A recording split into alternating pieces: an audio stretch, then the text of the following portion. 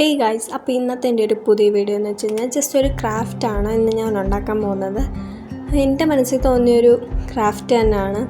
ആദ്യമേ ഞാനൊരു പൂവുണ്ടാക്കി, രണ്ടാമത് ജസ്റ്റ് ഒരു ട്രിങ്കറ്റ് ടിഷ് പോലൊരു ചെറിയൊരു സാധനമാണ് ഞാൻ ഉണ്ടാക്കിയിട്ടുള്ളത്. നിങ്ങളിത് കാണുക ഗൈസ്. ഇഷ്ടപ്പെട്ട് കഴിഞ്ഞാൽ ജസ്റ്റ് ഒന്ന് സബ് ചെയ്യുക. ഇനി നിങ്ങൾക്ക് സജഷൻസ് തരാം, എവിടെയെങ്കിലും തെറ്റുണ്ടെങ്കിൽ പറഞ്ഞു തരാം.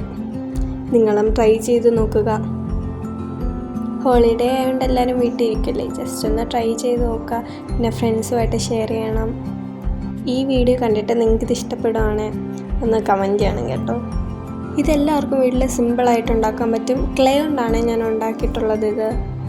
ഇത് എയർ ഡ്രൈ ക്ലേ തന്നെയാണ്. അത് ആദ്യമേ ഒരു റൗണ്ടാക്കി പരത്തിയിട്ട് വേഗം ചെയ്യണം ഇതൊക്കെ.